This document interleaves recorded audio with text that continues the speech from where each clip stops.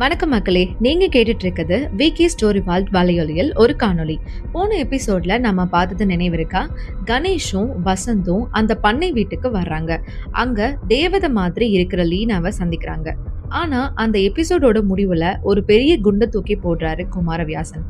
லீனா ஒரு கொலையாளி அப்படின்னு அவர் சொன்னப்ப கணேஷுக்கு ஒரு நிமிஷம் தூக்கி வாரி போட்டுடுச்சு. இன்னைக்கு எபிசோட்ல அந்த பயங்கரமான கொலை பின்னணியை நாம தெரிஞ்சுக்க போறோம்.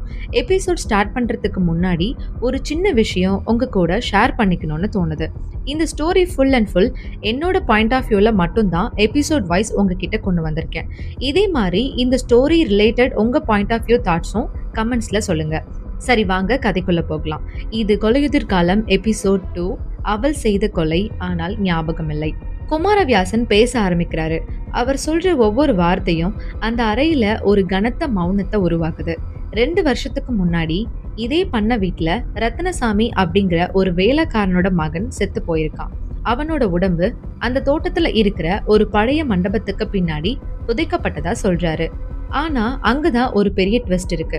ஆமா மக்களே, லாஸ்ட் எபிசோட்ல நாம பார்த்த அந்த இறந்த உடல் அங்க வேலை செய்யற ரத்தனசாமி பையனோடது. குமார் சொல்றாரு, மிஸ்டர் கணேஷ், அந்த பையன் உடம்புல ஒரு சொட்டு ரத்தம் கூட இல்ல. யாரோ ஒருத்தர் அவனோட ரத்தத்தை மொத்தமா உறிஞ்சு எடுத்த மாதிரி அந்த பிணம் வெள்ளை வெள்ளையர்னு இருந்துச்சு. லீனா உடையில இருந்த ரத்தம் அந்த உடலுடன் பொருந்தியது. இதை சொல்லும் போதே குமாரவியாசனோட முகம் பயத்துல நடுங்குது. வசந்துக்கு இதுல துளியும் நம்பிக்கை இல்ல. சார், இதெல்லாம் யாராவது வேணும்னே செஞ்ச வேலையா இருக்கும். பேய் ரத்தத்தை குடிக்கும்னு சொல்றதெல்லாம் வெறும் கதை அப்படின்னு வசந்த் வழக்கம் போல அவரோட நையாண்டிய ஆரம்பிக்கிறாரு. இங்க நம்ம கவனிக்க வேண்டிய விஷயம் என்னன்னா, சுஜாதா எப்போதுமே ஒரு மர்மத்துக்கு பின்னாடி ஒரு அறிவியல் காரணத்தை வச்சிருப்பாரு. ஒரு உடம்புல இருந்து ரத்தத்தை எப்படி முழுசா எடுக்க முடியும்? இது மருத்துவ ரீதியா சாத்தியமா இல்ல அமானுஷ்யமா அப்படிங்கிற கேள்விய இந்த இடத்துல அவர் நம்ம மனசுல விதைக்கிறாரு. கணேஷும் இதையே தான் யோசிக்கிறான். அவனுக்கு லீனாவோட அந்த அப்பாவியான கண்கள் மேல ஒரு அனுதாபம் இருக்கு. ஆனா குமாரவியாசன் சொல்ற ஆதாரங்களை அவனால புறக்கணிக்கவும் முடியல. அப்படியே மெதுவா லீனாவை திரும்பி பாக்குறாங்க. அவ தோட்டத்துல பூக்களுக்கு தண்ணி ஊத்திக்கிட்டு இருக்கா. அவ சிரிக்கும் போது எந்த பாதிப்பும் இல்லாத ஒரு குழந்தைய தான் அங்க பார்க்க முடியுது. ஆனா அவளுக்கு தெரியாமலேயே அவளை யாரோ கண்காணிக்கிறாங்க அப்படிங்கிற உணர்வு கணேஷுக்கு வருது. அந்த தோட்டத்து மரங்கள் கூட ஏதோ ரகசியத்தை மறைக்கிற மாதிரி அசைஞ்சிட்டு இருக்கு. திடீர்னு குமாரவியாசன் கணேஷை பார்த்து கேக்குறாரு, நீங்க இன்னைக்கு ராத்திரி இங்கே தங்குறீங்களா? கணேஷ் சம்மதிக்கிறான். இருந்தாலும் அவனுக்குள்ள சில கேள்விகள் இருக்கு. கணேஷ் குமார் கிட்ட கேக்குறான், இந்த உண்மையை எங்க கிட்ட எதுக்கு சொல்றீங்க? என்னதான் இருந்தாலும் நீங்க ஒரு கொலையை மறைச்சது தப்புதான் சார். நாங்க இங்க சொத்து வாரிசு வழக்கு சரியா இருக்கான்னு தான் பார்க்க வந்தோம். இப்போ இப்படி ஒரு கான்ட்ரவர்சில எங்களை சிக்க வைக்க பாக்குறீங்களே. அதுக்கு குமார் சொல்றார், எனக்கு லீனாவை எப்படியாவது இந்த விஷயத்துல இருந்து காப்பாத்தணும்னு தோணுது. அவளுக்கு 18 வயசு ஆனதும் இந்த சொத்தை அவ பேர்ல மாத்திட்டா என்னோட பொறுப்பு முடிஞ்சிடும். எனக்கு பாம்பேல சில பிசினஸ் இருக்கு, அதை பார்க்கவே நேரம் சரியா இருக்கும். இந்த கொலையோட பின்னணிய இப்போ வரைக்கும் என்னால கண்டுபிடிக்க முடியல. நீங்க தான் ரொம்ப சிறந்த வக்கீலாச்சே, உங்களால கண்டிப்பாக லீனாவிற்கு உதவ முடியும்னு நம்புறேன். அதான் யார்கிட்டயும் சொல்லாத இந்த உண்மைய உங்ககிட்ட சொன்னேன். இதுல எந்த பிரச்சனை வந்தாலும் அதை ஏத்துக்க நான் தயார் அப்படின்னு சொல்றாரு.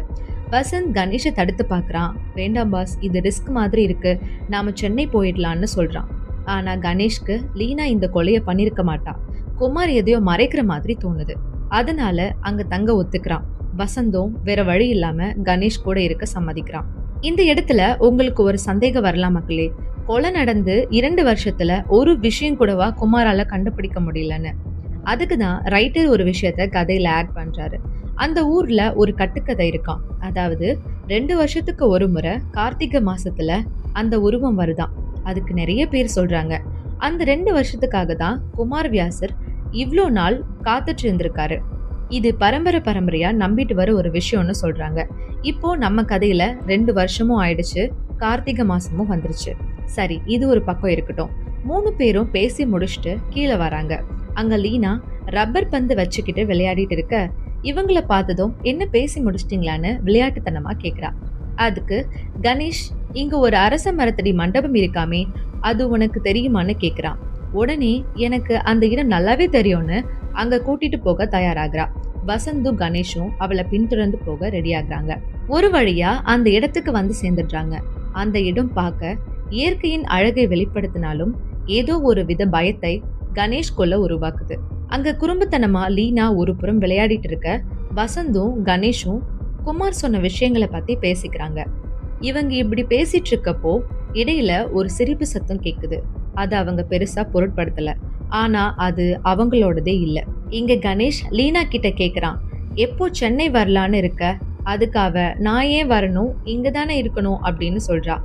அதுக்கு வசந்த், தீபக் வராரான்னு கேக்குறான்.